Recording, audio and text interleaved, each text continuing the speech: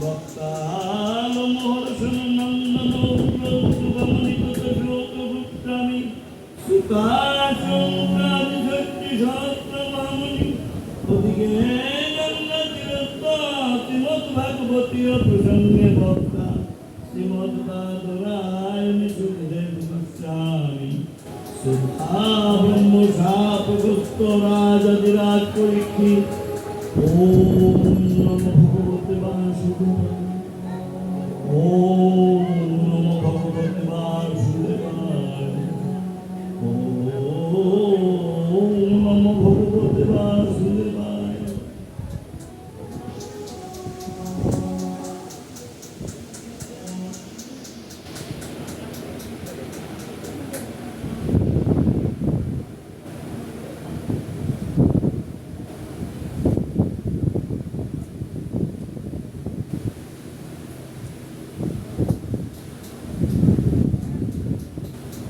ওম বিষ্ণু। সুধী ভক্তমণ্ডলী, মায়েরা, বাবারা, ভাই বোনেরা ও কচিকাচা সোনামণি,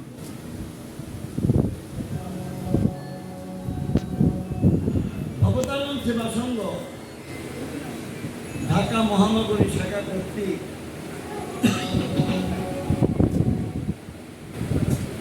3 দিনের একটি অনুষ্ঠান আয়োজন করেছে। জন্মাষ্টমীর দিন রেলিতে অংশগ্রহণ করা,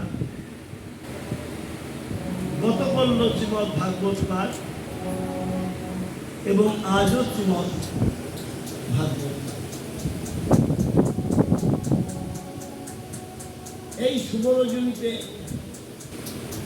শ্রেণী মতো আমি জানাচ্ছি আমার প্রণাম, শুভেচ্ছা, অভিনন্দন, আশীর্বাদ ও ভালোবাসা। ভাগবত, শ্রীমৎ ভাগবত একটি দুর্বোধ্য গ্রন্থ এবং দুর্গেয় গ্রন্থ। এখানে রয়েছে 12 স্কন্ধ, 18,000 শ্লোক। একটা শ্লোক কেন, একটা অক্ষরের ব্যাখ্যা করতে গেলে একদিন পাঠ শেষ। তবে চড়ুই তার যতটুকু পাখায় ভর আছে ততটুকু উঠে, আবার চিল যতটুক ভর আছে তত দূর উঠে। সেই জন্য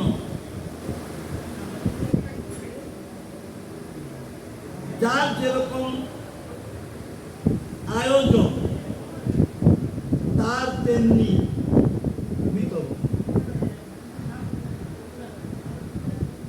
আমি আজকে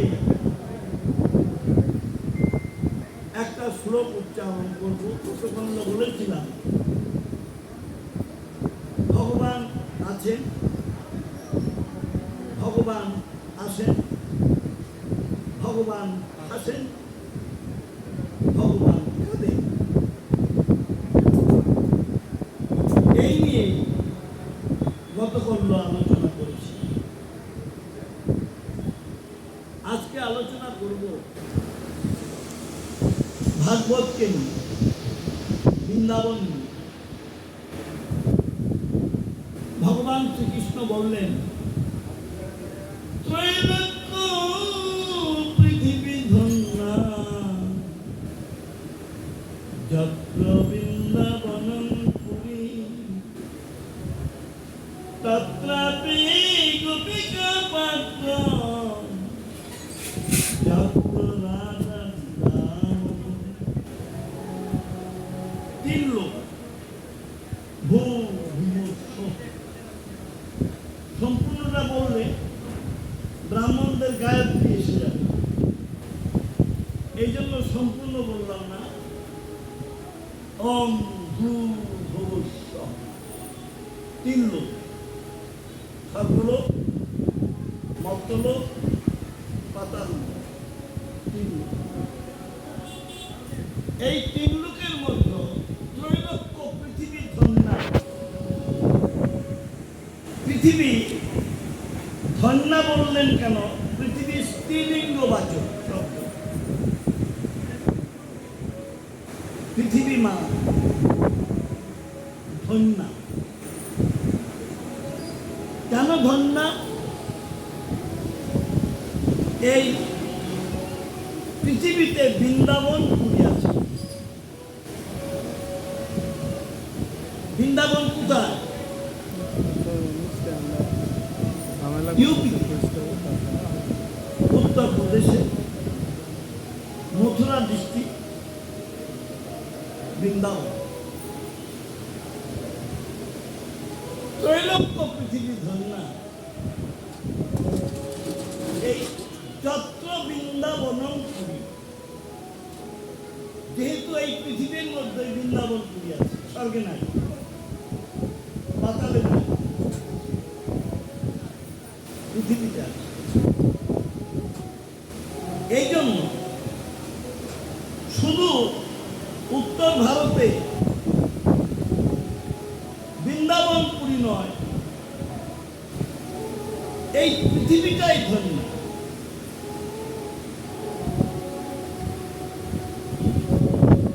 যত্র বৃন্দাবনম, এখানে বৃন্দাবন পুরী আছে।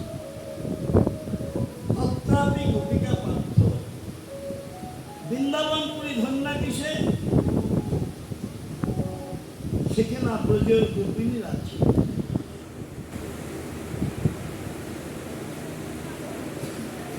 ব্রজ গোপিনীরা ধন্যা কিসে?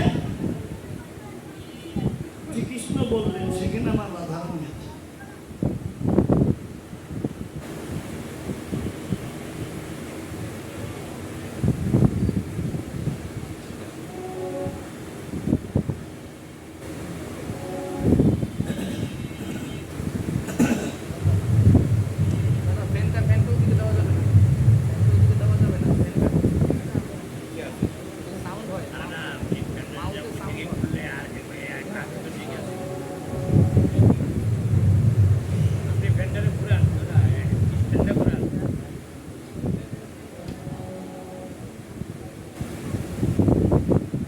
বৃন্দাবন পুরীতে সখীরা আছেন, এই জন্য বৃন্দাবন পুরী ধন্যা। আর সেখানে শ্রীমতী রাধারানী আছেন, এই জন্য গোপীরা ধন্য।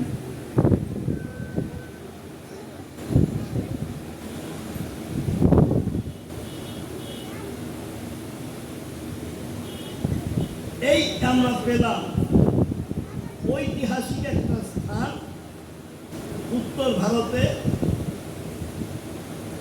মথুরা ডিস্ট্রিক্ট বৃন্দাবন, ঐতিহাসিক স্থান।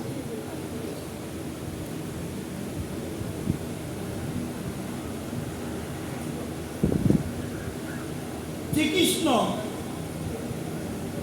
লীলা পুরুষোত্তম শ্রীকৃষ্ণ এই ধরায় ছিলেন 125 বছর।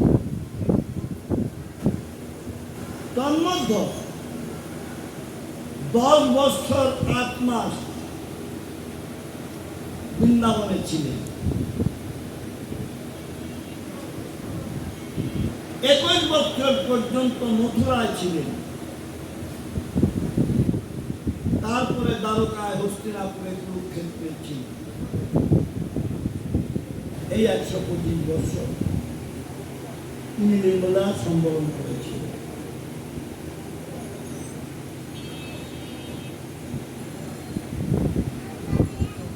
কংস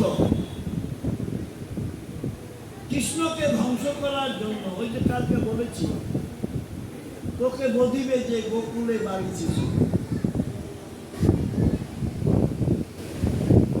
পুতনা রাক্ষসের থেকে আরম্ভ করে অগাসুর, বগাসুর, মগাসুর, বৎসাসুর, অনেক অসুরকে কংস পাঠিয়েছে কৃষ্ণকে ধ্বংস করার। যাকে অসিতে কর্তন করা যায় না,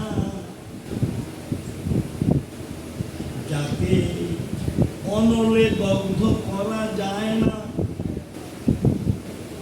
যাকে অনিলে সিক্ত করা যায় না, সেই পরমাত্মা পুরুষকে ধ্বংস করবে কংস।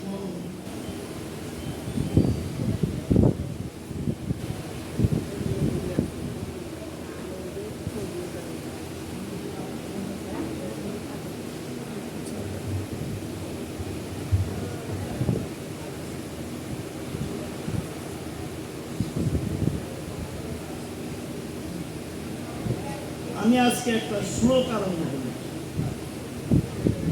ত্রৈলোক্য পৃথিবী ধন্যা যত্র বৃন্দাবনম পুরী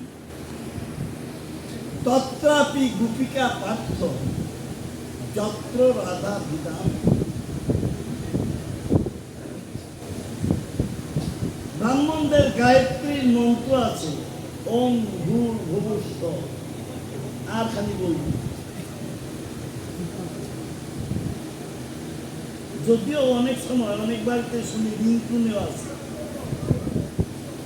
এটা ঠিক। সেদিন আমার বড় ছেলের এক শিষ্য দেখালো এই গায়ত্রীটাকে নিয়ে রিসার্চ চলছে, বৈজ্ঞানিক রিসার্চ চলছে, এর শক্তি কতদিন, এই মন্ত্রের শক্তি বের করতে চেষ্টা করছে। তাহলে পৃথিবী ধন্য যখন, আমরা সেই পৃথিবীতে আছি, স্বর্গে বৃন্দাবন পুরী, পাতলে বৃন্দাবন পুরী নাই। এই মত্তভূমিতে বৃন্দাবন পুরী আছে। সেই জন্য যেহেতু মত্তভূমিতে আমরা আছি, আমরাও ধন্য। ধন্য বললাম না, ধন্য হচ্ছে পুলিঙ্গ বাচক, আর ধন্য হচ্ছে স্ত্রীলিঙ্গ বাচক। ধন্য বললাম সবাইকে কেন? পুরুষ একমাত্র শ্রীকৃষ্ণ, তার থেকে যারা আমরা পৃথিবীতে এসেছি সবই প্রতীক।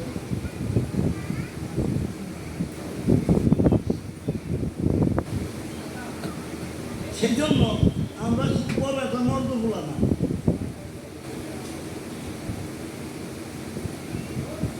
নিজেকে ভাবি অনেকে এখন বড় মর্দ বলা, আসলে না। আমরা প্রকৃতি স্বরূপী। ভজনে প্রবেশ করতে গেলে সখীরূপা গুরু বামে দাঁড়ায় ভঙ্গ ঠান্ডা। গুরু কিন্তু সখীরূপা, চৈতন্য চৈতন্য রাধাকৃষ্ণের বামে গুরুদেব রাধাকৃষ্ণের সেবা করছেন, গুরুদেব সখী। শিষ্যরা সেবার উপকরণ যোগাচ্ছে, এই জন্য শিষ্যরা হচ্ছে মঞ্জুরি।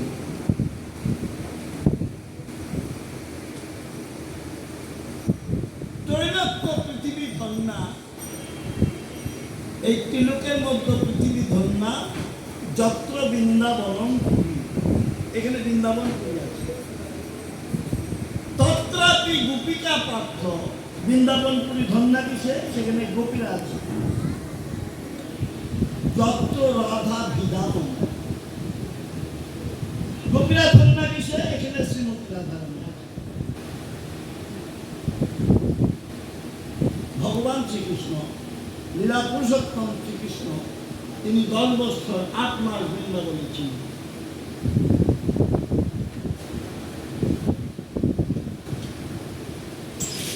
কংস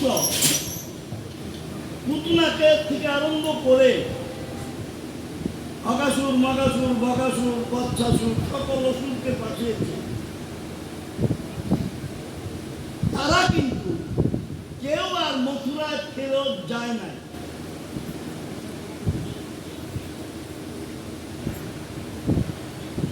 কেন যায় নাই? পাহাড়ের ঝর্ণা গড়িয়ে যদি নিম্ন ভূমিতে আসে, সে আর গড়াতে গড়াতে পাহাড়ে উঠে না। সংসার রূপ মথুরা, এটা পাহাড়।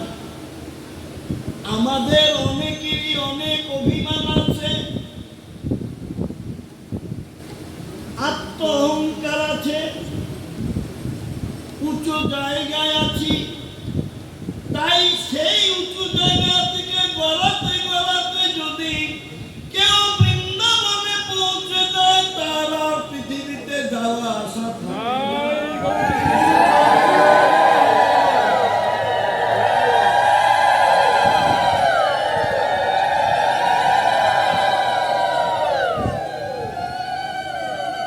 তাই ভগবান শ্রীকৃষ্ণ কাউকে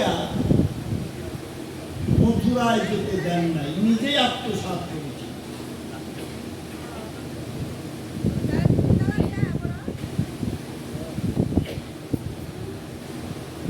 এই গেল ইউপিতে ঐতিহাসিক বৃন্দাবন। বৃন্দাবন আরো আছে। কংস ধনুর্যজ্ঞ করছে, এটা তার মনে কৃষ্ণ নিধন যজ্ঞ।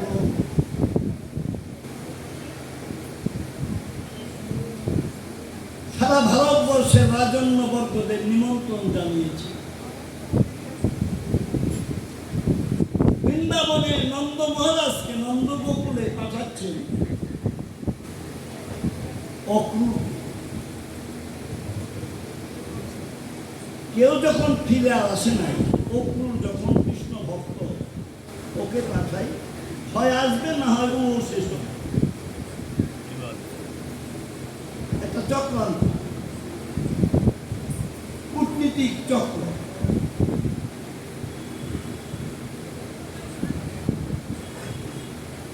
অক্রূর ক্রূর ন ক্রূর, যার মধ্যে কোনো ক্রূরতা নাই,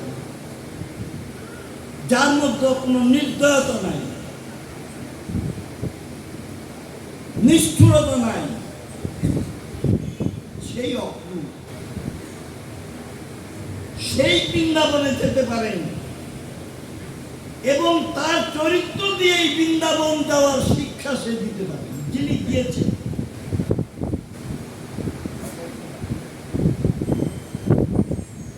অক্রূর পত্রবাহক হয়ে নন্দগোকুলে গেলেন। সেখানে নন্দ মহারাজকে নিমন্ত্রণ পত্র দিলেন। কৃষ্ণ বলরাম দুইজন অক্রূরকে তাত বলে সম্বোধন করলেন এবং তাকে আতিথেয়তা দিয়ে কৃষ্ণ স্বয়ং ভগবান হয়েও অক্রূরের পদসম্বহন করছে। অক্রূরকে বিছানায় শুয়াইয়ে পদসম্বহন করছে। এর মধ্যে অনেক কথা হয়েছে, আমি সেখানে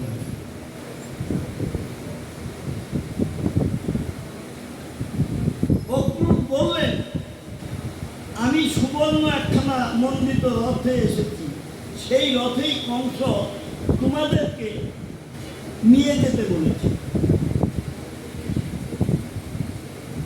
সর্বন্তর্যামী ভগবান তিনি তো সবই বুঝেন। তিনি এক বাক্যে স্বীকার করলেন, হ্যাঁ আমি মথুরায় যাব।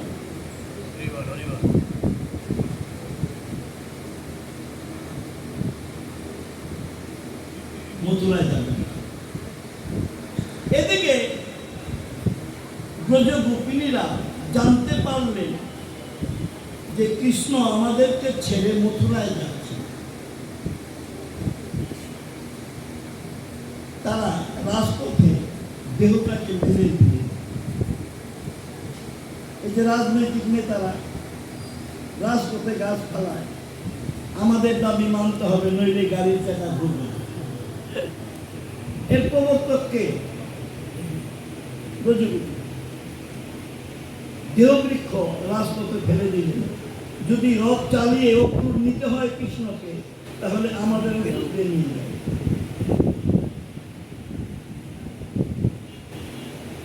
হে কৃষ্ণ, তুমি আমাদেরকে ছেড়ে যাচ্ছ, আমাদের কি অদেয় আছিল?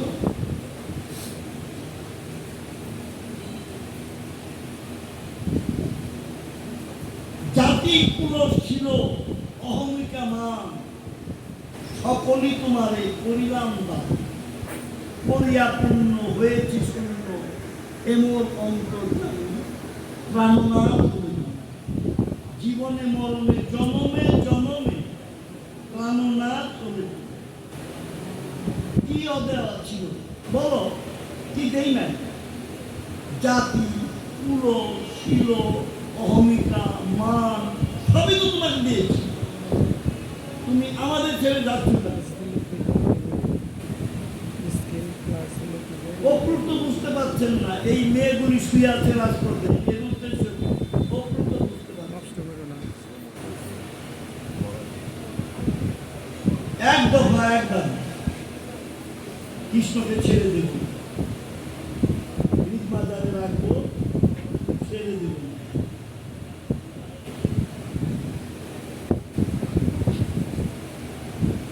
যিনি বুঝার তিনি বুঝলেন কেন ব্রজগোপিনীরা এভাবে রাজপথে শুয়ে আছে।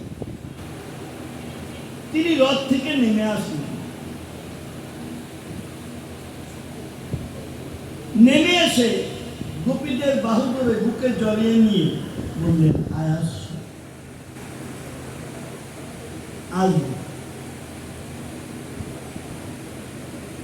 আমার আত্মীয়দের শান্তি বিধান করে প্রিয়জনদের কাছে ফিরে আসবে। আত্মীয় কারা? মথুরা। প্রিয়জন কারা? বৃন্দাবন। প্রিয়জনদের কাছে ফিরে আসবে। সবাই অবরোধ উদ্ধ করল, তিনি আসবেন, কথা দিয়েছেন। এদিকে তিনি মথুরায় যে কংসকে বধ করে অবন্তী নগরে শান্তিপুনি মণিকে গুরুত্ব বরণ করে তিনি ৬৪ কলা বিদ্যা শিক্ষা করলেন। সেখান থেকে তিনি আবার মথুরায় ফিরে আসলেন। মথুরা কংসের অত্যাচারে ভগ্ন দশা দেখে উগ্রসেনকে রাজত্ব দিয়েছিলেন, কিন্তু পরে নিজেই হাল ধরল। তিনি আর বৃন্দাবনে আসেন। আয়াসে বলেছেন, কবে আসবেন তা তার বলেন, একটা আশ্বাস বাণী। আয়াস ১-২ দিনের পাশে বলা যায়।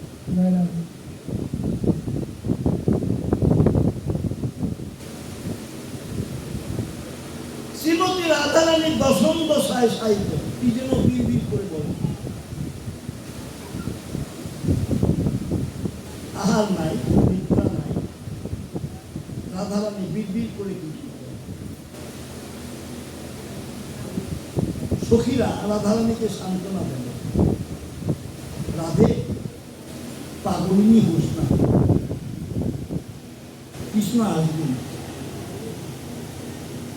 রাধারানী বললেন, আসবেন কি রে?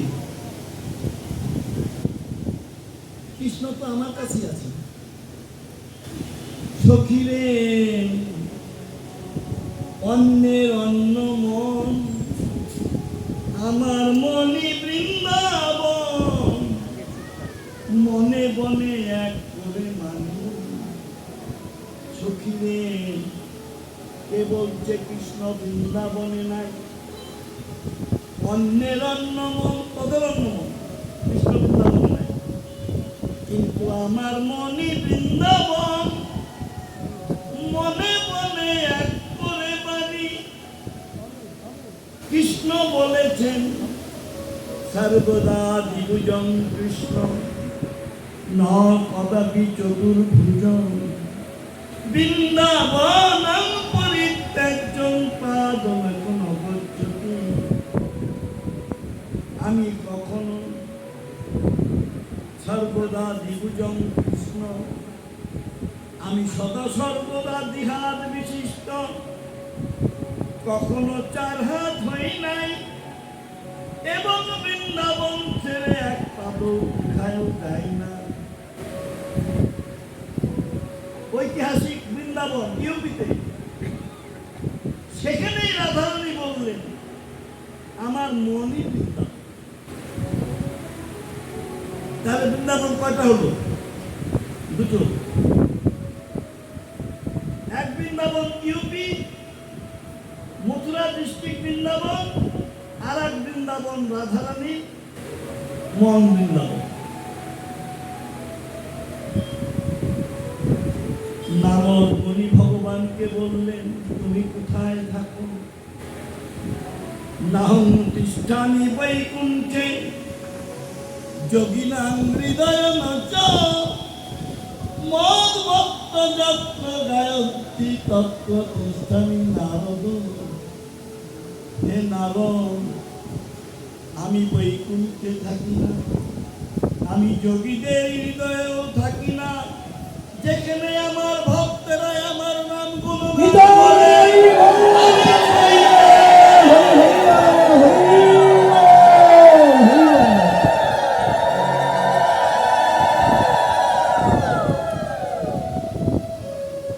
তাহলে বৃন্দাবন কয়টা পেলাম? তিনটা। এই যে এখানে ভগবানের নাম গুণাগুণ হচ্ছে, এখানে খাজনা নয়। 88 বন্যা পদ্মায় আমার বাড়ি ঘর যখন ভেঙে নিয়ে গেল, আমি পালঙ্গ খাজনা দিতে গিয়েছিলাম বাড়ি। কাছারি তহসিলদার বললেন গুরুদেব, নদী ভাঙ্গা শিরস্তি খাজনা হয়, ওটা গভর্নমেন্ট প্রপার্টি, ওটা গভর্নমেন্ট প্রপার্টি। সেই জন্য এই যে ভক্তদের আগমন হয়েছে, এটা কারো কোনো ব্যক্তি, কোনো ট্রাস্টি, কারো মন্দির নয়। এটার খাজনা মাফ হয়ে গেছে, এটা এখন ভগবানের বৃন্দাবন হয়ে গেছে।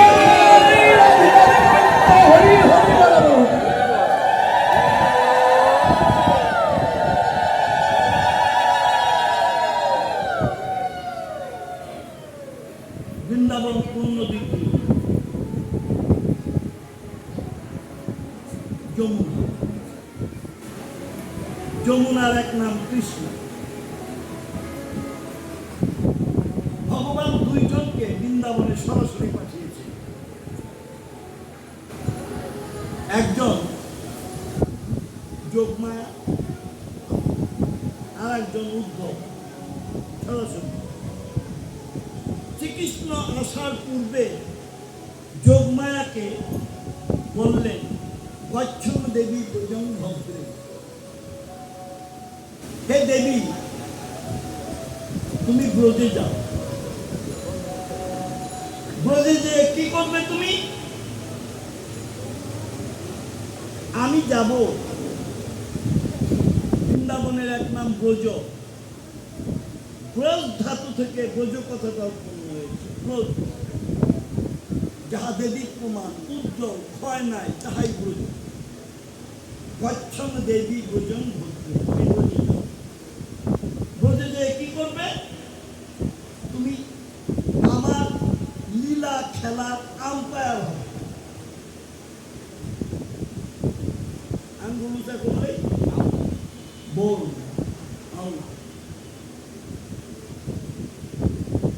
আমি হোনা জানি না জানে গোপীগণ দুহাকারের আকর্ষণে দুহার হরে মন। আমি যেন না জানি আমি ভগবান, রোজের দণ্ডও যেন না জানে আমি ভগবান। তাহলে তো খেলা জমবে না। আমি যখন মাঠে ফুটবল খেলতাম, গুছাইগুলা যদি আমার পার থেকে লাথি দিয়ে বল না নিত, তাহলে তো ওই দিকেই খালি গোল হইত। ভগবান দুটি হাত কিন্তু যমুনায় আসার সময় রেখে এসেছেন। যমুনার কাছে যার হাতে এসেছিলেন কংসের কারাগারে, দুই হাত যমুনার কাছে রেখে আর দুই হাত নিয়ে কিন্তু এসেছে।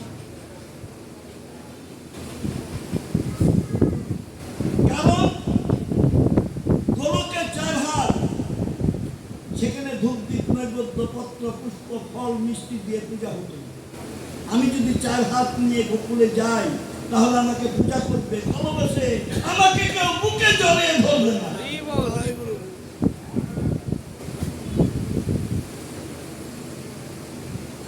আম্পায়ার তুমি যা করাবে আমি তাই, আমার কোনো ঈশ্বরত্ব ভগবানত্ব আমার মতো থাকবে। মানুষই কোনো মাছ ছিল, তাই বলুন আমি মানুষের একটা রূপ ধারণ করে আছি।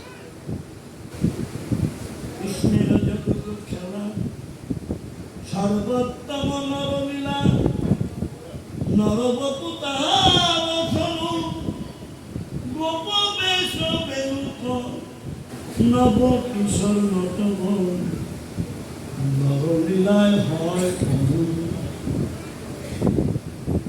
মানুষের ভগবান মানুষের ভালোবাসা নিয়ে মানুষের কাছে লীলা খেলা খেলছে।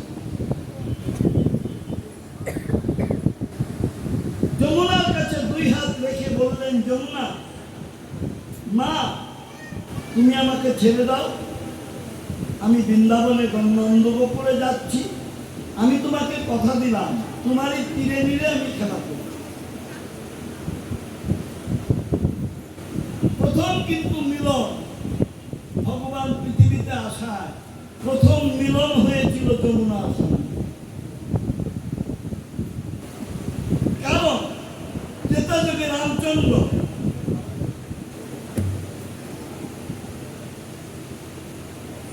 লক্ষণ সীতা দেবীকে নিয়ে যাচ্ছিলেন, তখন পাত্নী বলেছিল তোমার চরণ স্পর্শে পাথর মানুষ হয়ে যায়, আমার নৌকায় তুমি চরণ স্পর্শ করো।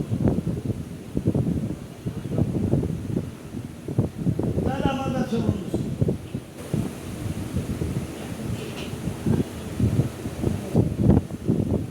শেখ সাদি বললেন, জ্ঞানী খুঁজে জ্ঞান, কুকুরে খুঁজে জ্ঞান। রাসূলুল্লাহ সাল্লাল্লাহু আলাইহি ওয়াসাল্লাম বলেছেন, দোলনা হতে কবর পর্যন্ত জ্ঞান আহরণ, সেটা যদি সুযোগ চীনেও দেও, অর্থাৎ আরব কান্ট্রির দিকে, চীন বহু। এই জন্য রামকৃষ্ণ অনুকূল চন্দ্র বললেন, মানুষ আপন টাকা পর যত পারিস মানুষ ধর, মানুষ আপন। কৃষ্ণ কথায় নাম কীর্তনে লীলা কীর্তনে আবেগে আপ্লুত হয়ে যখন ভগবানের চিন্তা করে দুই চোখের জল ছাড়ে, ভগবানকে না পেয়ে ভক্তকে বুকে জড়িয়ে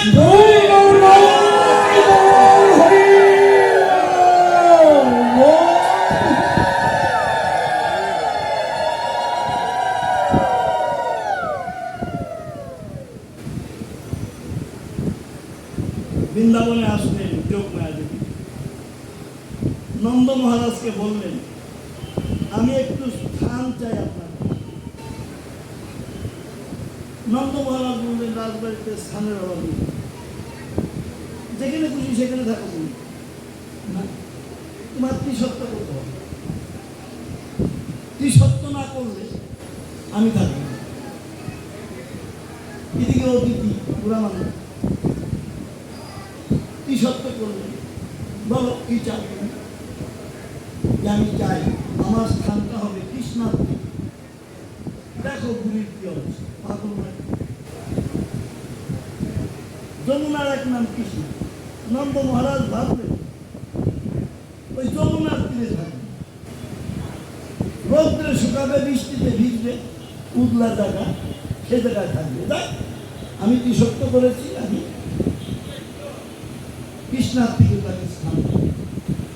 যে জন কৃষ্ণ ভজে সে বড় চতুর। যোগমায়া দেখবি সুকৌশলে কৃষ্ণের পাশে স্থান নিয়ে নিল।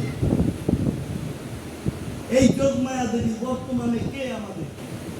বর্তমানে আমাদের যোগমায়া দেবী গুরু। গুরুই আমাকে ব্রজগোপীদের কাছে কৃষ্ণ কথা বলতে বলতে প্রথমেই কিন্তু প্রেম হয় না, প্রথম শ্রদ্ধা, আদর শ্রদ্ধা। শ্রদ্ধা গাঢ় হলে রতি নাম হয়, রতি গাঢ় হলে তাদের প্রেম নাম হয়। এই যোগমায়ার কাছে কৃষ্ণের রূপের বর্ণনা ব্রজগোপীরা শুনেছিলেন, যার জন্য তাদের কৃষ্ণের প্রতি রতি জন্মালো। রতি গাঢ় হলে তাদের প্রেম নাম কয়। তখন কৃষ্ণের প্রতি প্রেম আসলো, যে যদি একবার ওই রূপ দর্শন করতে পারতাম, ওই রূপ একবার বুকে দিতে পারতাম।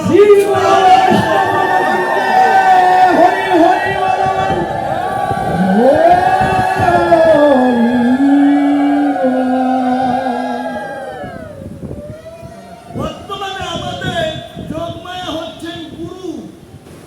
তিনি কৃষ্ণ কথা শুনিয়ে, কৃষ্ণের রূপের বর্ণনা করে, কৃষ্ণের ভালোবাসা, কৃষ্ণের প্রেমের কথা শুনে, কৃষ্ণের চরণে তৎপদং দর্শিতং যেন কৃষ্ণ কথা শুনিয়ে শুনিয়ে সেই শ্রীকৃষ্ণের পদে যিনি অর্পণ করিয়ে দেন, তিনি আমাদের গুরু যোগমায়া।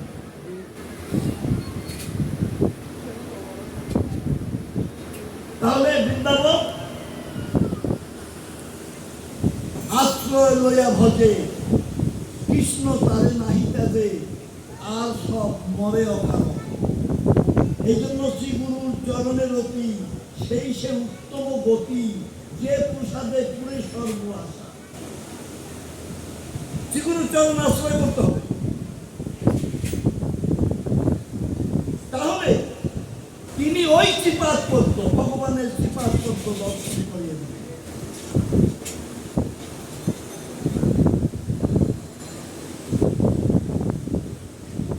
আমরাও লবি গুরু, কামি চালা উভয়েই নলবি। আমরাও একখান ধুতি 500-1000 টাকার জন্য কানে টান দিয়ে দীক্ষা দিয়ে দিই। আমরাও লবি, কামি চালা, ওই সময় সুযোগ বুঝতে খেলায় করে ডাকছি হরি, মনে কিছু করি। গুরুদেব আসছেন, না গেলে অন্যান্য সবাই মন্দ বলবে, আসলো না গুরুদেবের কাছে। এই হলো পরিস্থিতি। তাহলে বৃন্দাবন কোন নদীর তীরে? যমুনা নদী, কৃষ্ণার তীরে। কালকাও বলেছি যমুনার রং কালো। আপনারা যদি কেউ কিশোর, তুমি পাবনা গেছ নগরবাড়ি,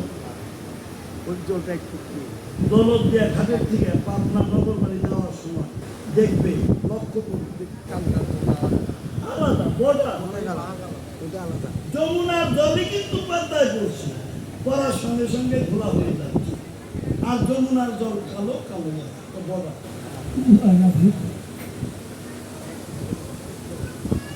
যমুনা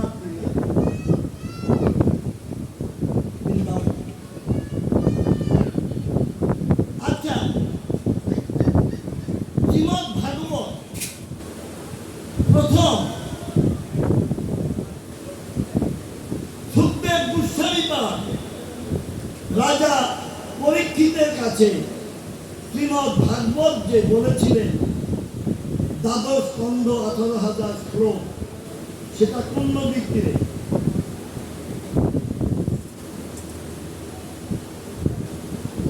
হরিদ্বারটা কোন নদীর তীরে? গঙ্গা। গঙ্গা। এবার তো কুম্ভের মেলা গেল প্রাকতীর্থে প্রয়াগে। এর 12 বছর পূর্বে যে কুম্ভের মেলা হয়েছিল সেটা হয়েছিল হরিদ্বার।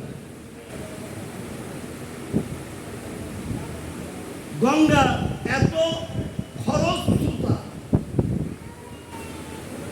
সমস্ত পিলার গেড়ে গেড়ে মোটা শিকল দেওয়া আছে, ওই শিকল ধরে স্নান করতে হবে। ও সংক্রান্তি দিন ওই শীতের মধ্যে শিকল ধরে ভোরবেলা স্নান করেছি। ওই কুম্ভের বেলায় উপস্থিত ছিলাম, জানি না সেবার কালা ছিল না।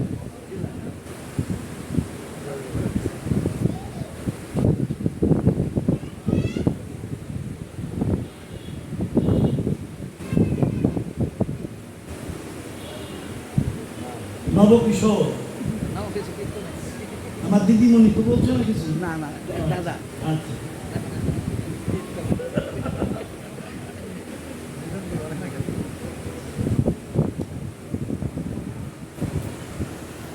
খোঁজ খবর নিতে পারে, যায় যায়। কি করে অনেক সময় অনেক জায়গায় হরি সভায় গেলে দুঃখ করে অনেক শিশুরা বলে, বাবা আপনি তো হরি সভায় আসতে বলেন, একটু দেরি হলে বাড়ির থেকে আর দরজা খুলতে চায় না। কে বাবা? এটা একটু ভালো করে বলে দেন। দরজা খুলতে চায় না, তাই কি দেরি হয়েছে? আমারে বলে কি যে খিচুড়ি হান্দাইবা গেছিল, হান্দালগা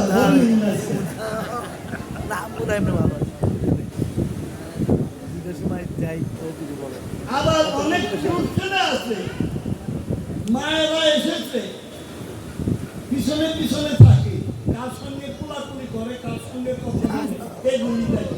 বাড়িতে গেলে শান্তি নেই, এগুলি অসুবিধা। রবি ঠাকুর বলেছেন সব একসঙ্গে মিলে না, কিছু করে নিতে হয়, কিছু মেনে নিতে হয়। করা যদি না যায় তাহলে মেনে নেওয়াটাই শান্তি, মেনে না নিতে পারলে দুঃখ। যাই হোক, যার যার কপালে যা আছে তাই নিয়েই চলতে হবে, এ করার কিছু নেই। আমি ভাবছিলাম কৃষকদের বলতেছে যে তুমি কোথায় আছো? কৃষকরা বলে নাই, বলে নাই। আমি জানি আমি এখানে আছি, এখানে আছি। যা বলছি কিন্তু কালকে ছিল না, কালকে অন্য জায়গায়।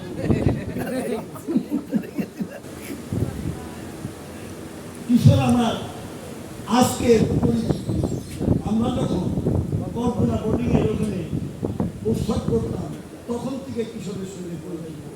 নবকিশোর আমার মনে হয় মাথায় রং দেয়, তাহলে এতদিন চুল পেকে দিচ্ছে না, কোনোদিন দিই না বাবা, কোনোদিন না, সামান্য। হ্যাঁ, একটু রসিকতা করলাম। তাহলে হরিদ্বারটা কোন নদীর তীরে? গঙ্গা। গঙ্গা নদীর তীরে। দ্বিতীয়বার বলিহত জীবের ভাগ্যাকাশে দুঃখ। এই দুঃখের জন্য মুনি ঋষিগণ তারা সিদ্ধান্ত নিলেন কলিতে দেবতারা নিদ্রিত। কেন নিদ্রিত? আমরা দেবনাগরীয় ভাষা পড়েছি। ভগবান সব ভাষা বোঝেন, কিন্তু দেবতারা দেবনাগরীয় ভাষা ছাড়া বোঝেন। ছোট্ট একটা গল্প বলি। জমিদার বাড়ি আগেকার দিনে কালী পূজায়, দুর্গা পূজায়, যাত্রা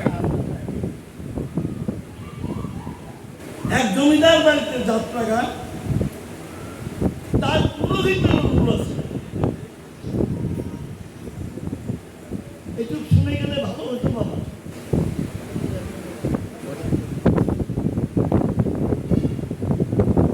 ভাগ্য আর আছে কিনা না আছে বলা,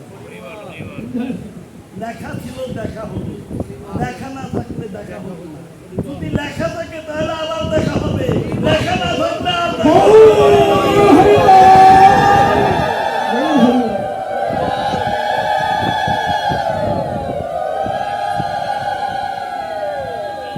10 বছর পূর্বে আমার লাঞ্চে জল কমেছিল, হাত করে নিঃশ্বাস শেষ পর্যন্ত আমাকে চেন্নাই না হলো 7 লিটার জল বের করা।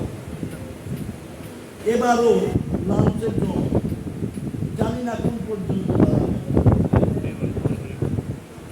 ভক্তরা আশীর্বাদ করবেন, তাহলে অনুষ্ঠানের দ্বারা যেন জল পাবেন।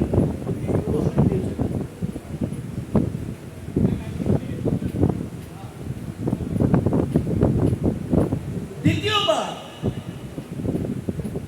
মনি ঋষিরা সংকল্প করলেন যে কলিহত জীবের ভাগ্যাকাশে দুঃখ মোচন হবে কি করে। দেবতারা তো জমিদার বাড়ি পুরোহিতে রুল আছে। আগেকার দিনে 11টায় যাত্রা আরম্ভ হতো, ভোরবেলা শেষ হতো, যাত্রা করতে পারত।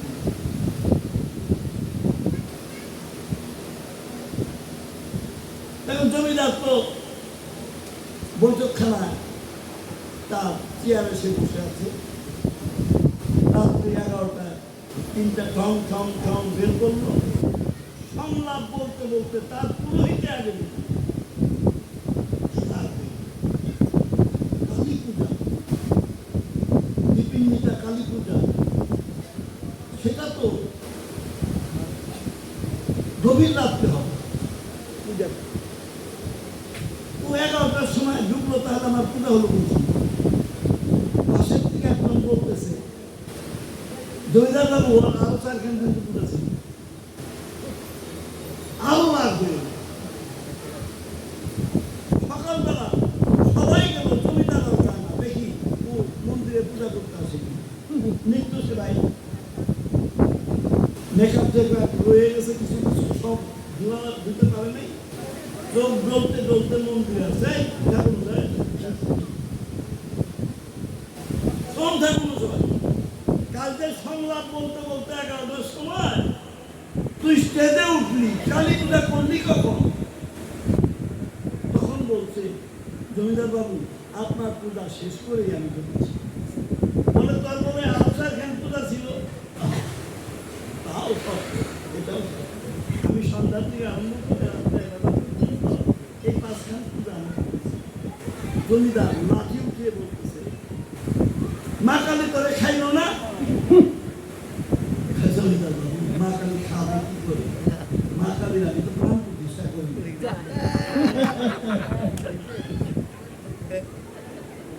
মা কালী তোরে চোখে দেখবো না? চোখে দেখবে কি?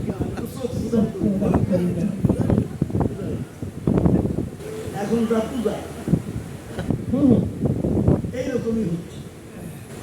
পূজা আরম্ভ হলেই গোগল তোলা একটা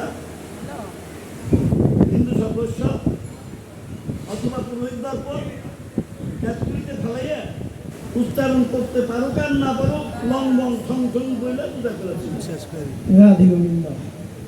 এই জন্যই মহাপ্রভু চিন্তা করলেন, কলিযুগে ভাগ্যের পরিবর্তনে কোন পথ আর নাই, কারণ দেবতারা পরিবর্তন করতে পারবে না, কারণ দেবতারা নির্দিষ্ট। এই জন্য আমার মহাপ্রভু বললেন, হরেন নাম হরেন নাম হরেন নামেইব কেবলম বলনাস্যৈব নাস্যৈব নাস্যৈব গতিরম। আর কোন গতি নাই হরি নাম জানা। হরে কৃষ্ণ হরে কৃষ্ণ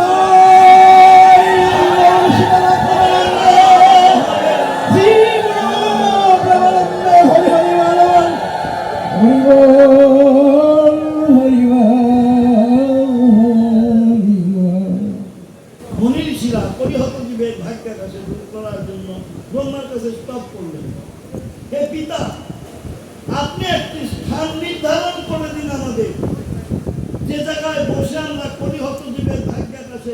মোচনের পথ বের করতে পারে। এই জন্য বলে দেশ কাল পাত্র সব জায়গায় সবকিছু হয় না।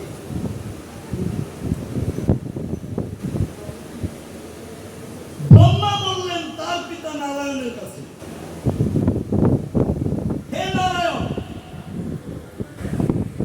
কলিহত জীবের ভাগ্যাকাশে দুঃখ মোচনের জন্য মুনি ঋষিরা বলবেন সেই স্থানটি কোথায়? নারায়ণ তখন একটা হাতের চক্র ছেড়ে দিলেন। এই চক্রটি যে জায়গায় যে স্থির হবে এবং চক্রের কোনো একটা অংশ পতিত হবে, সেই জায়গায় মুনি ঋষিরা বসে এটা সলিউশন বের করবে, এটা পথ বের করবে, কলিহত জীবের ভাগ্যাকাশে দুঃখ মোচনের পথ।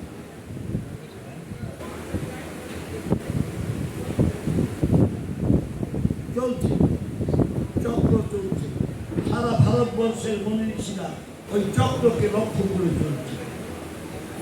চক্রটা লাগলো 80 কিলোমিটার দূরে উত্তর পশ্চিম কোণায়, 80 কিলোমিটার দূরে উত্তর পশ্চিম কোণায় একটা বিশাল অরণ্যে সেই চক্রটি যে স্থির হল। স্থির হওয়ার পরে তার অঙ্গ থেকে একটা পলক পতিত হল। সেই জায়গাটা গর্ত হয়ে গেছে, এখন বেদি করে দিয়েছে, সে জায়গায় স্নান। পলকের শুদ্ধ বাংলা হচ্ছে নেমিষ। নেমিষ পতিত হলো যে অরণ্যে, তার নাম নৈমিষারণ্য। নৈমিষারণ্য আমি পাঠ করেছিলাম, সেবার কি তুমি ছিলা?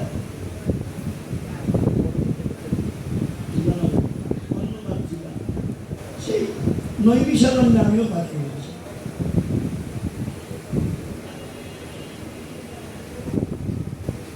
নৈমিষারণ্যে গত বই গুণে বিস্তৃত গুণে এই শ্লোকটি যারা না পড়ে তারা অকৃতজ্ঞ পাচ্ছে। আমরা কোথা থেকে ভাগবত পেলাম, এটা যদি সমাজে আমরা প্রচার না করি, তাহলে আমরা পাঠক পাবার দিলে যা হয় তাই, পাবার দিলে কি থাকে? নৈমিষারণ্যে গত বই গুণে বিস্তৃত গুণে সকল জনমান্যে নমহর্ষণ নন্দন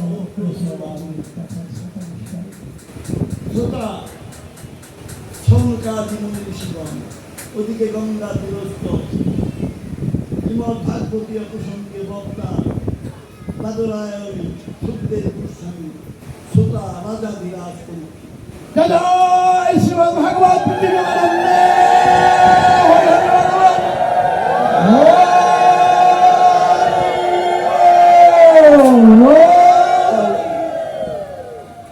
এই যে নৈমিষারণ্য, সেখানে পৌরোহিত্য করবেন কে? সবাই সৌনকপুরীকে বলছে, সৌনকপুরী বলবেন যে না, করবেন উগ্র শ্রবণ। 7 দিন 7 রাত্রি সুমুখের ভাগবত শ্রবণ করে তিনি শ্রবণ মাত্র ক্যাসেট করে রেখেছেন। এই ক্যাসেট যিনি ছাড়তে পারবেন তিনি হচ্ছেন শ্রেষ্ঠ শ্রোতা। এর উপরে শ্রোতার পৃথিবীতে আছে 18,000 শ্লোক, 7 দিন 7 রাত্রে সুখদেব গোস্বামী বলেছেন। এই 18,000 শ্লোক বলা মাত্র তিনি হৃদয়ে ধারণ করেন। তাহলে কিরকম শ্রোতা ভেবে দেখুন। আমি যদি বলি গত বছর এখানে আসতে পারিনি, হয় নাই উত্তর, তার আগের বছর কি পাঠ করে দিয়েছি, অনেকেই বলতে মনে নাই বলে, তাই কিন্তু কিরকম শ্রোতা? উগ্র শ্রোতা, শ্রেষ্ঠ শ্রোতা, এর উপরে শ্রোতা পৃথিবী ছিল। আচ্ছা, এই নৈমিষারণ্যে শেষ পর্যন্ত সাব্যস্ত হলো এই উগ্র শ্রোতা মহিমা। তিনি বলবেন কলিহত জীবের ভাগ্যাকাশে যে দুঃখ মোচনের পথ।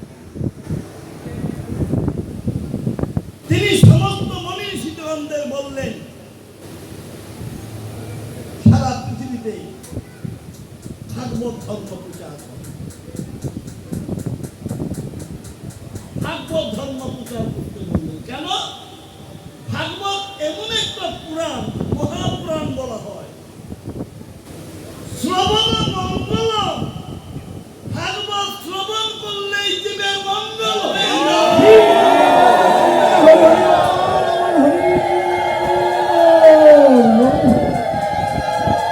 শ্রবণ করলে মঙ্গল হয়ে যায়।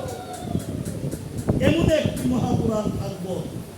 এই জন্য এই যে আমি চারটা রাষ্ট্রে যাই, কোনো জায়গায় বলে না যে বেদ পড়েন, অন্য পুরাণ, উপনিষদ, সংহিতা কিচ্ছু বলে না। শুধু মাইকিং হয়, পোস্টারিং হয়, হ্যান্ডবিল হয়, ব্যানার দেয়, পোস্টারিং হয়। ভাগবত, শ্রীমদ্ ভাগবত। কারণ গঙ্গা স্নান করলে যেমনি মানুষ পবিত্র হয়, ভাগবত শ্রবণ করলেও মানুষ পবিত্র হয়ে যায়। শ্রবণ মঙ্গল, তার মঙ্গল হয়ে যায়। জয় রাধে, জয় রাধে, রাধে রাধে, রাধে রাধে, রাধে রাধে।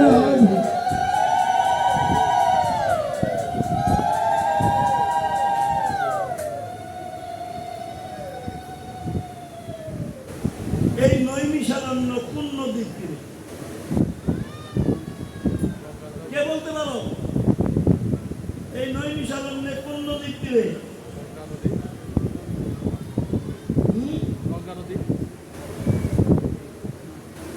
আমি একটা নজরুল গীতি গাই।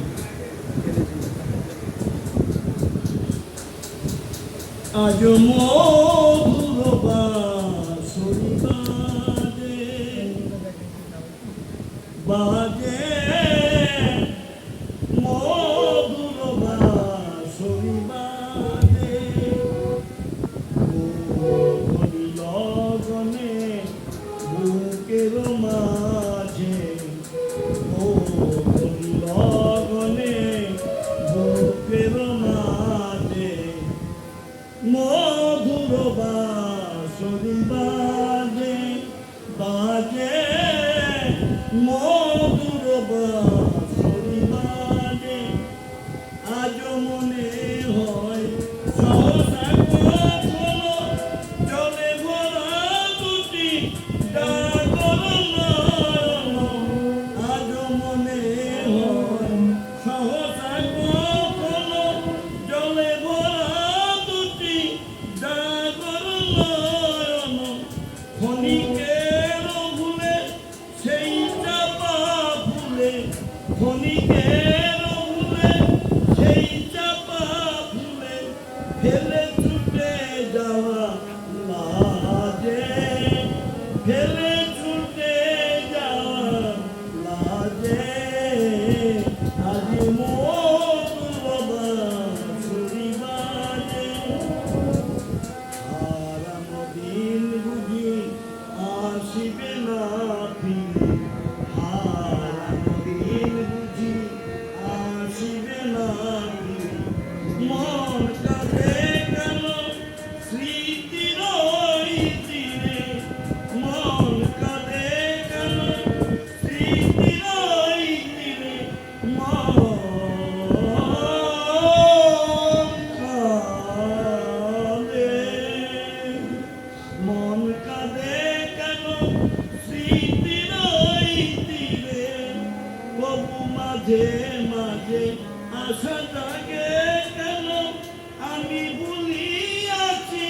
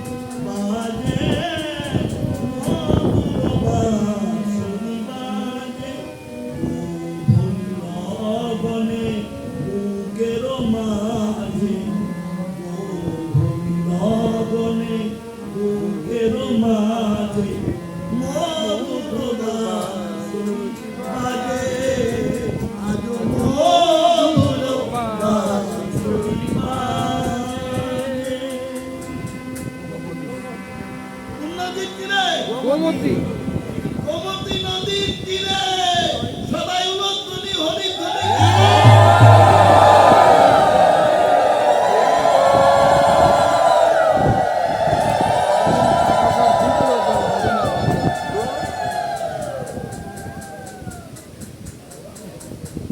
একটা নজরুল গীতে গিয়ে নিলাম। তাহলে নজরুল সে গোমতী তীরেও গিয়েছে। নজরুল শুধু মুসলমানের কবি নয়, মানুষের কবি। নজরুল ইসলাম বলেছেন, আমি হতাম বিশ্ব কবি যদি আমার পূর্বে না উঠত রবি। সূর্যের দেখ না রবি, আর ওদিকে রবীন্দ্রনাথ ঠাকুর। তাই বললেন নজরুল ইসলাম, আমি হতাম বিশ্ব কবি যদি আমার পূর্বে না উঠত। তাহলে আজকে আমাদের ভাগবতেও তার গান গাইতে হলো। তাহলে তিনি কিরকম মানুষের কবি ছিলেন? অনেক কীর্তন, অনেক শক্তি সাধনা গানও তিনি লিখে গেছেন। সেজন্য তার তুলনা হয় না। গোমতীর তীরে পাতাল তীরে আজও সে সাজে লাজে মধুর বাঁশরি।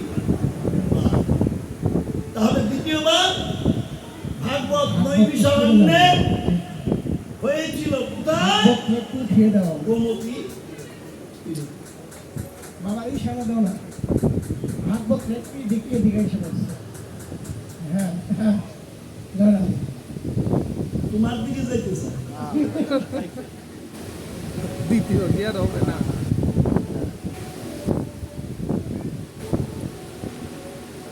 শুধু ভক্তমন্ডলী মায়েরা আমার, যারা বৃন্দাবনে গিয়েছেন, তারা অনেক কিছু দেখেছেন। যারা যাবেন তারা দেখবেন, আশা করি। বৃন্দাবনে কি আছে? আছে বস্ত্র হরণলীলা ঘাট। সেখানে এখনো কেলিকদম্ব বৃক্ষটি আছে, যে বৃক্ষের ডালে বসে ভগবান শ্রীকৃষ্ণ বস্ত্র হরণলীলা করেছে। আছে তালবন, তমালবন। শ্রীমতী রাধারানী বলতেন, তমাল কালো, কৃষ্ণ কালো, তাই তো তমাল ভালোবাসে। তমালকে বুকে জড়াইয়ে ধরতেন সখীরা, কৃষ্ণ কালো, আমার তো হলো কালো, তাই তো তমাল তালবন, তমালবন, ভান্দিবন, বকুল বন, বৃন্দাজির বন। আছে জগৎ সেটের 24টা পয়া সোনা তাল গাছ।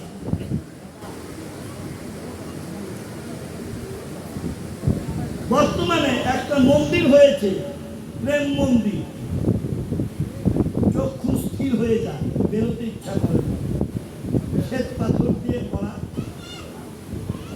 যে ফুলের যেরকম পাপড়ি, যেরকম লতা, যেরকম পাতা, এত সুন্দর ভাবে কারিগর গড়েছে, তাকে ধন্যবাদ না দিয়ে তাকে আমি প্রণাম জানাচ্ছি।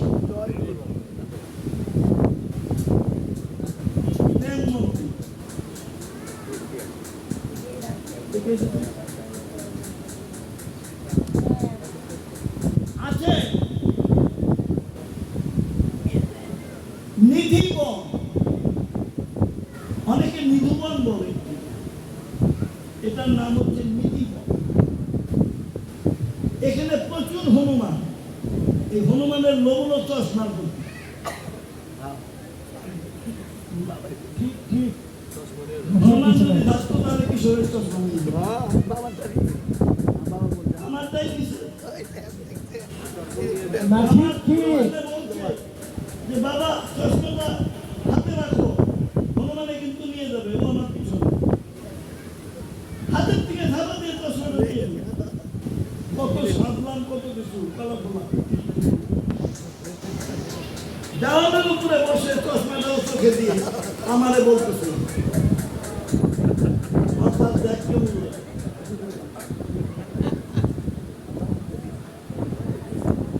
ইন্ডিয়া একটা বইয়ে আছে, কমেডিয়ানদের, সেখানে বলতো দেখ কেমন লাগে।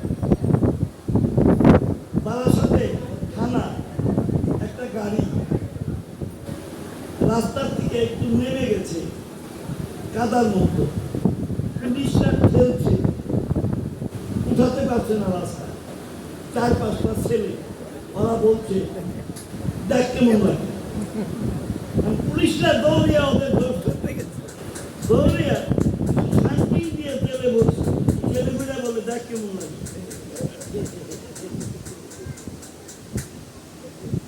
সন্ধ্যার আগে সেবায়িতরা যত টুরিস্ট আছে সব বের করে দেয়, আপনারা বেরিয়ে যান,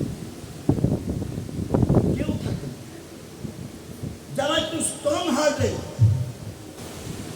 তারা পালে গাছের গুড়ায় টুপি শাড়ি থাকে, ওখানে 16,108টি ছোট বড় গাছ আছে, 16,108টি গাছ। অনেকে লুকোচুরি করে পালিয়ে থাকলে পরের দিন দেখা যায় হয় লাশ না হয় পাকা। কারণ কি? কারণ হল কাঁচা মাটির পাত্রে সিংহের দুধ থাকে না, হেঁটে যায়, সুবর্ণ পাত্রের প্রয়োজন। তেমনি ওইখানে থেকে যাহা হয় তাহা দেখতে গেলে সিদ্ধ দেহের গুরু কৃপা অবলম্বনে যাদের দেহটা সিদ্ধ দেহ হয়ে গেছে, সিদ্ধ ধানে যেমনি অঙ্কুরোদ্গম হয় না, তেমনি সিদ্ধ দেহ হয়ে গেলে এই পৃথিবীতে তারা সাদা আর থাকে না, তারাই ওখানে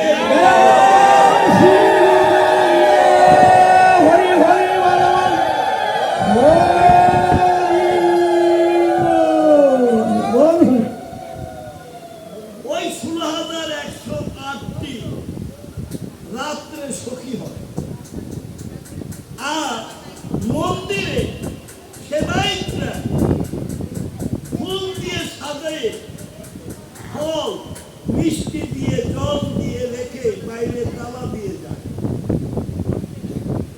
আর আমার রাধা গোবিন্দ ওই তালা ভেদ করে, এ তো অপ্রাকৃত লীলা। অপ্রাকৃত লীলায় যার না হয় বিশ্বাস, ইহকাল পরকাল তার হয় না।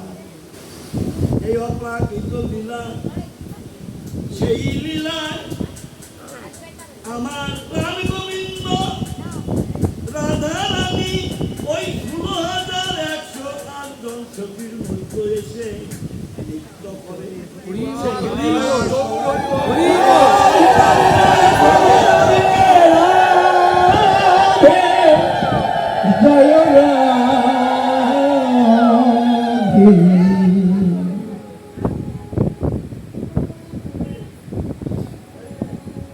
নিধি বল আছে, শ্যামকুণ্ডু, রাধাকুণ্ডু,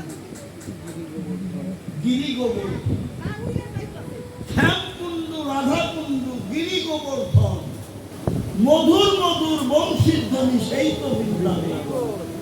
শ্যামকুণ্ডু, রাধাকুণ্ডু, গিরি গোবর্ধন, মধুর মধুর উলধ্বনি সেই তো বৃন্দাবন।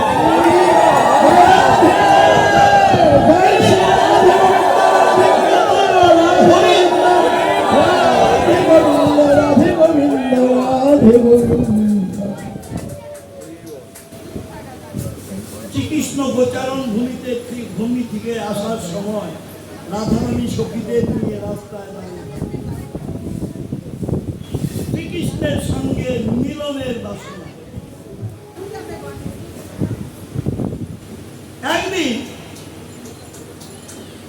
রাধারানী বললেন, কৃষ্ণ তুমি আমাকে ছোবে না, কারণ আজকে তুমি গোবধ করেছ। বাছুরীদের মধ্যে একটি বাছুর ছিল বৎসাসুর, এই বাছুর রূপে হ্যাঁ শ্রীকৃষ্ণ বলেন না তো অসুর, হোক অসুর, ওটা তো গরু, তুমি গোবধ করেছ, তোমাকে আমি বৎস বলবো। শ্রীকৃষ্ণ বললেন তাহলে আমি কি করতে পারি? তোমাকে বর্ষ করার জন্য আমার এখন করণীয় যে যদি সমস্ত জলময় তীর্থে স্নান করে আসতে পারো তাহলে আমাকে বর্ষ করতে হবে। সমস্ত জলময় তীর্থে স্নান করা তো সম্ভব নয়, তার দ্বারা সবই সম্ভব।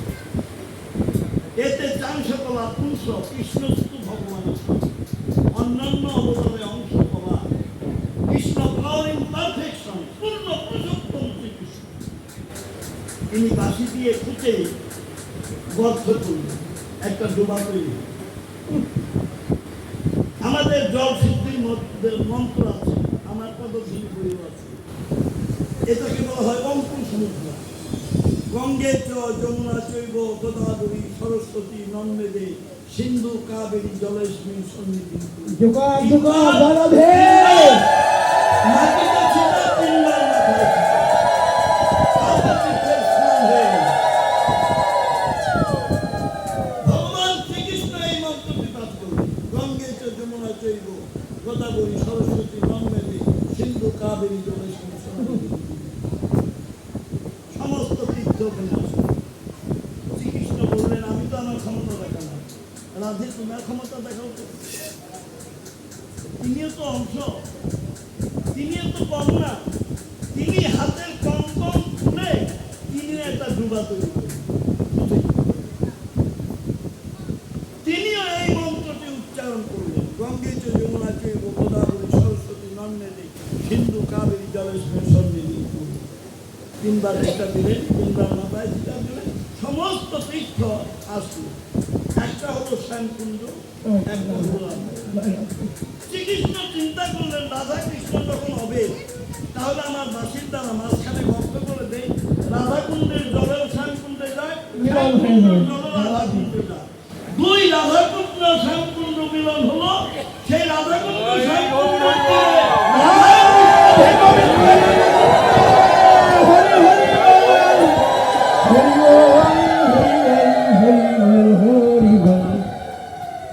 গিরি গোবর্ধন, রাধাকুণ্ড শ্যামকুণ্ড গিরি গোবর্ধন। এই গোবর্ধন পর্বত 21 মাইল। আমি প্রথম 78-এ এই গোবর্ধন পরিক্রমা করেছিলাম, আর আমার সাহস হয়নি। এখনো অনেক সাধকরা দণ্ডিকাতে উপরে পরে হাতের আঙ্গুল দিয়ে দাগ রাখে, ওই জায়গায় পায়ের বুড়াঙ্গুল দিয়ে আবার উপর হয়ে পড়ে, আবার দাগ রাখে, আবার উপর হয়ে পড়ে। এইরকম ভাবে দণ্ডিকেতে, এটাকে বলা হয় দণ্ডিকা। দণ্ডিকেতে এই 21 মাইল, 3 ক্রোশে 1 মাইল, তাহলে কত ক্রোশ হলো? 21 ইন্ডিয়া 63 কিলোমিটার পরিক্রমা, এটা কি সম্ভব? এখন টুরিস্টরা দেখে কৃত্রিম একটা গোবর্ধন পর্বত বানিয়ে রেখেছে, ভগবান শ্রীকৃষ্ণ বাম হাতের কেনা দিয়ে ধরে রেখেছে। টুরিস্টরা এই দেখে, আসল গোবর্ধন পর্বত দেখে।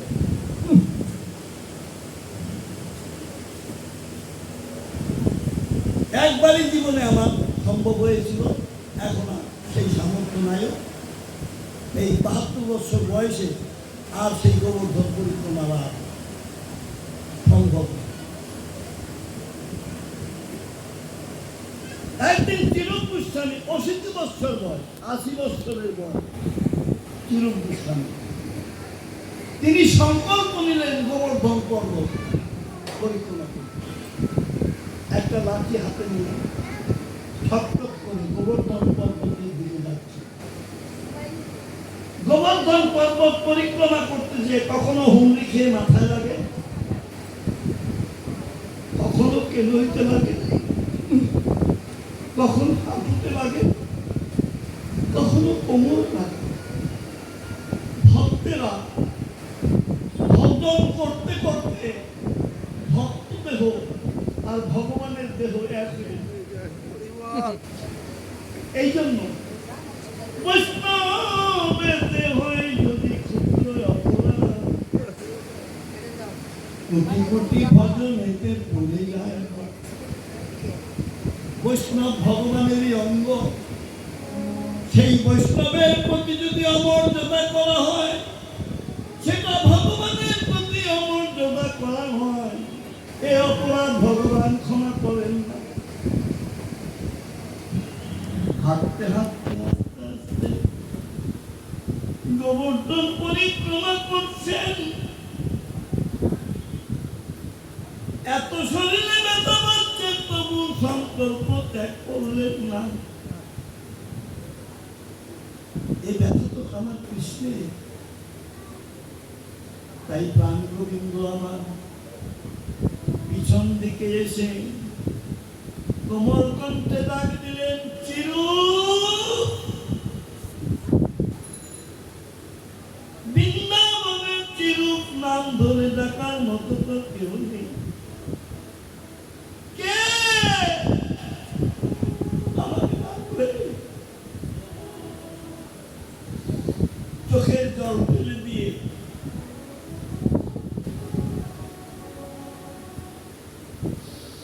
পিছন দিকে তাকিয়ে দেখলে ভগ্নমূর্তি দাঁড়িয়েছে। মুখ ঘুরালে,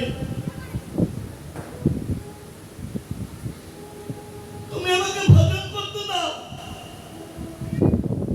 আমি তো তোমাকে ডাকি না, তুমি এসেছো কেন? তুমি যদি দেখা দিতে, সকলেই ঘুরিয়ে দিতে। একবার যদি তুমি দেখা দাও, আমার কাছে ঘুরিয়ে যাবে। দেখা দিও না, দেখা দিও না, আমাকে ভজন করতে দাও, দেখা দিও না।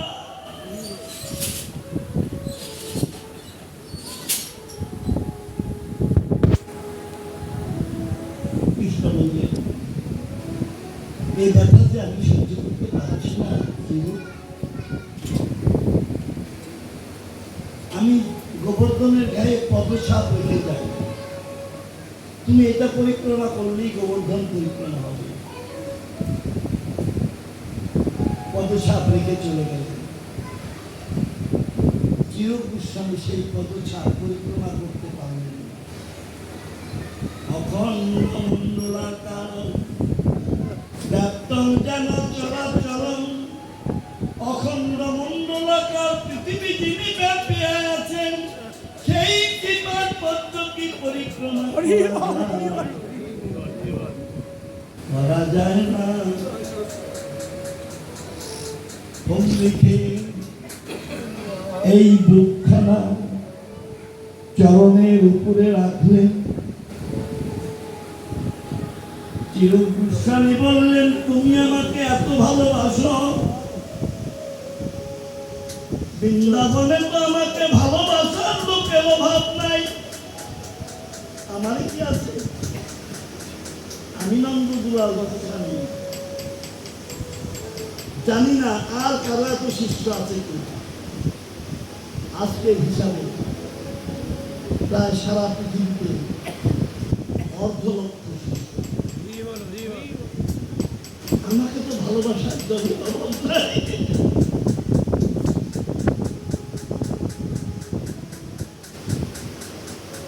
কিন্তু এই ভালোবাসা তো হয়তো অন্তরে থাকবে, আমি তো একদিন হারিয়ে যাব, আমি তো একদিন অন্ধকারে চলে যাব।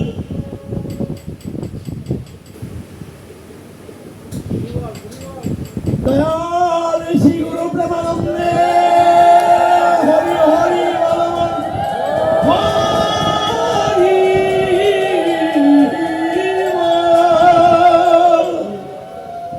চিরূপ গোস্বামী বললেন, আমি তো একদিন অন্ধকারে হারিয়ে যাব, সেদিন তো আমার এই ভালোবাসা থাকবে না। শুনো কৃষ্ণ, সেই অন্ধকারের দিনের কথা তোমাকে বলে রাখি। যদি দুঃখের লাগিয়া গড়েছ আমারে, লাগে আমি চাই। যদি দুঃখের লাগিয়া গড়েছ আমারে, লাগে আমি চাই। আধারের মাঝে হাত ছড়িয়ে দিয়ে, আধারের মাঝে হাত ছড়িয়ে দিয়ে তোমারে জানাবো। আধারের মাঝে হাত ছড়িয়ে দিয়ে তোমারে জানাবো। আমি পাই যদি দুঃখের লাগিয়া গড়েছ আমারে, সুখ নাই আমি চাই। যদি না পারো পুরাতে আমার মনের বাসনা, যাই গো বিফলে সকলি সাধনা। যদি না পারো পুরাতে আমার মনের বাসনা, যাই গো বিফলে সকলি সাধনা। দিয়েছিলে যাহা হে মরদের মতো, তুমি দিয়েছিলে হে মরদের মতো। আমি হাত পেতে নেব তাই, আমি হাত পেতে নেব তাই। যদি দুঃখের লাগিয়া গড়েছ আমার, লাগিয়া আমি চাই। যদি নয়নের যদি নয়নের জল পরাতে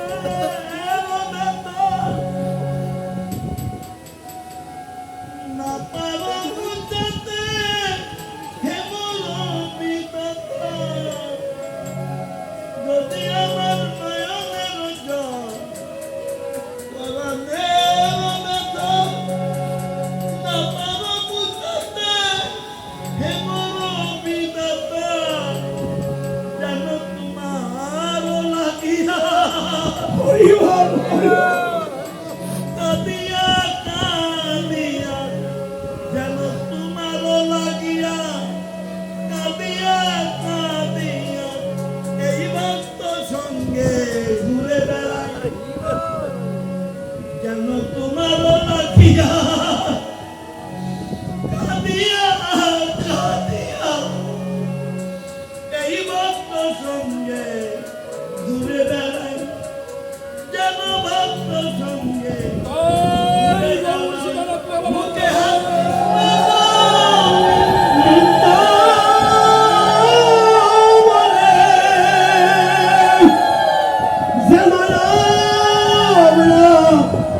ভক্ত সঙ্গ পাই।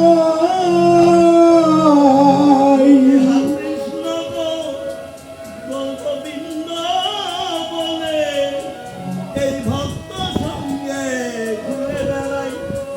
যেন ভক্ত সঙ্গে ঘুরে বেড়াই। সবে মুখে হাত কৃষ্ণ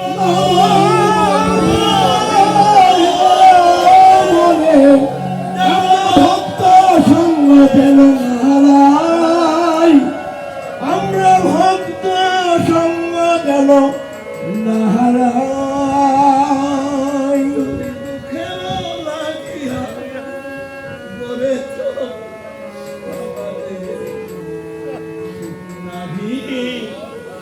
আমি চাই যদি দুঃখের লাগিয়া করেছ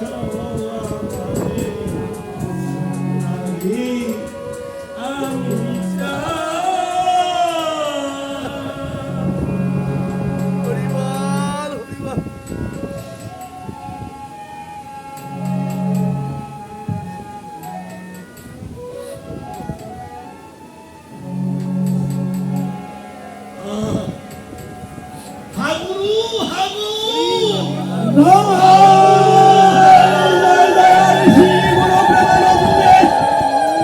হরিবল হরিবল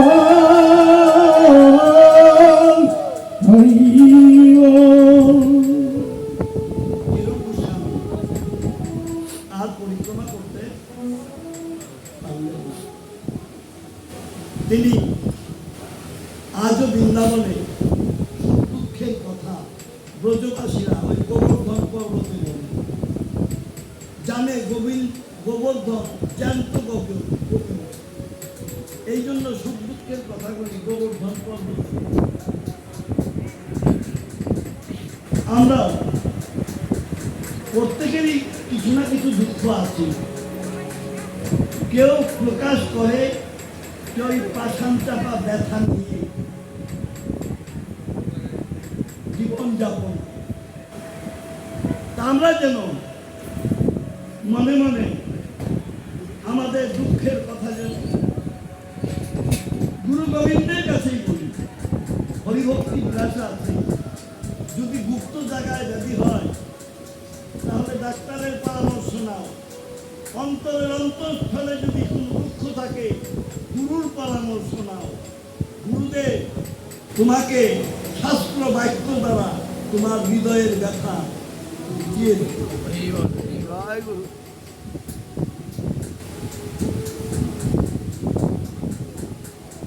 যদি দুঃখেরও লাগিয়া করেছ আমার শ্রীমতী রাধারানী বলতেন, আমি সুখেরও লাগিয়া এ ঘর বাঁধি মনলে পুরিয়া গেল, অমিয় সাগরে স্নান করিতে সকলেই গর্ব হইল। আমি সুখেরও লাগিয়া এ ঘর বাঁধি। তাহলে আমরা কোথায় আছি? কোথায় আছি আমরা? আমরা বৃন্দাবনে আছি। মধুর মধুর বংশীধ্বনি সেই তো বৃন্দাবন, মধুর মধুর হরিধ্বনি সেই তো বৃন্দাবন, মধুর মধুর উলধ্বনি।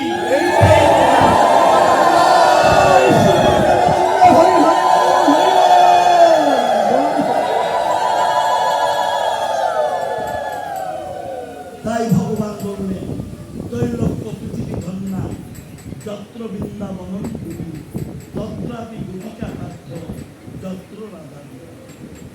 আমরা এতক্ষণ বৃন্দাবনে ছিলাম, এই বৃন্দাবনকে সঙ্গে করেই যেন ঘরে ঢুকি, তাহলে আর মথুরার দুঃখ হৃদয়ে থাকে না। আপনারা যদি এই যে কতগুলি কথা হলো এই মনে করে যদি ঘুমাসেন, দেখবেন এই ভাগবত আপনি নিজেই ঘুমের ঘরে নিজেই ভাগবত হয়ে শুধু ভক্ত মন্ডলী মায়েরা অবতারণ সেবা সংঘ কর্তৃক আয়োজনের 2 দিন ভাগবত পাঠে যদি আমার বলনে চলনে আচরণে কোনো ত্রুটি হয়ে থাকে ক্ষমা সুন্দর দৃষ্টিতে দেখবেন। আমি সবার জন্য দীর্ঘ জীবন কামনা করি, সুস্বাস্থ্য কামনা করি এবং কৃষ্ণ ভক্তি কামনা করে শ্রীমদ্ ভাগবতে এখানে বিশ্রাম রাখছি। জয় জয় শ্রীমদ্ ভাগবত।